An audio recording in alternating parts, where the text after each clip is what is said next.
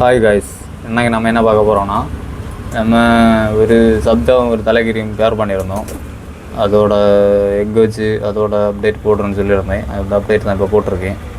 இந்த ரெண்டும் அந்த சப்ஜாவும் அந்த தலைகிரியோட பட்டா எப்படி இருக்குன்னு பாருங்கள். இதோட குவாலிட்டி எப்படி இருக்குன்னு சொல்லுங்கள் கமெண்டில். அப்புறம் இந்த பட்டா வந்து ஒரு ஜாக்ஜினி பிள்ளை இருக்குது, அதோட பட்டா. இதோட மெயில பூச்சை பிடிச்சிட்டு போயிடுச்சு, இடையில போட்டிருப்பேன் பூச்சை பிடிச்சிட்டு போயிடுச்சுன்னு. அதோட ஃபீமேல் தான் இப்போ ஃபுட்டு கொடுத்து வளர்த்துட்ருக்கு. அதையும் நம்ம சுண்டல் கடலை கொடுத்து தான் ரெடி பண்ணிகிட்ருக்கோம். நம்ம கொஞ்சம் சப்போர்ட் பண்ணால் தான் பேட் நல்லா இருக்கும். ஆனால் அதுக்கு சிறகு கொஞ்சம் டேமேஜ் ஆகி வருது, எதனால எனக்கு தெரியலை. நம்ம எந்த பட்டாக்களுக்கும் அப்படி தான், உங்களை பார்த்தாலே தெரியும் சிறகு எப்படி இருக்குன்னு சொல்லிட்டு. பார்த்தீங்களா, இந்த மாதிரி சின்ன துண்டு துண்டாக இருக்கும்.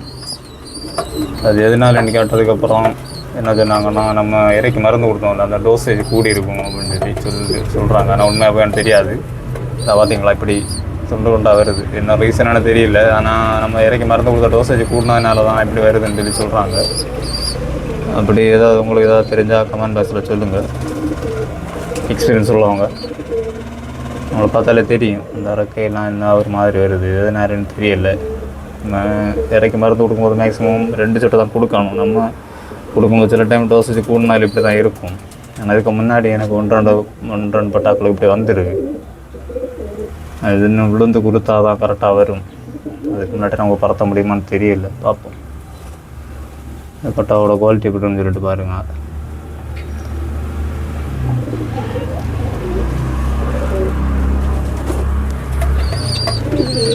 மூணு பட்டாவுமே அப்படி தான் வந்துருக்கு சிறகு.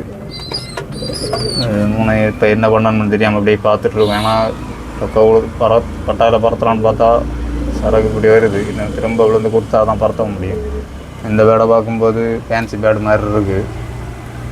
அந்த ஃபேன்சி பேடில் ஏதோ ரீசன்னால இப்படி வந்துட்டுருக்கு. பார்ப்போம். உங்களுக்கு ஏதாவது இது எதனால் இப்படி வருதுன்னு சொல்லிட்டு தெரிஞ்சால் நீங்கள் கமெண்ட் பாக்ஸில் சொல்லுங்கள், என்ன ரீசன் சொல்லிட்டு. அதோட குவாலிட்டி எப்படி இருந்துச்சுன்னு சொல்லுங்கள். Okay, bye guys. இந்த வீடியோ உங்களுக்கு பிடிச்சிருந்தால் லைக் பண்ணுங்கள், ஷேர் பண்ணுங்கள், மறக்காமல் சப்ஸ்கிரைப் பண்ணுங்கள். நம்ம சேனலை தொடர்ந்து ஃபாலோ பண்ணுங்கள். Okay, bye guys. நெக்ஸ்ட் வீடியோவில் பார்க்கலாம்.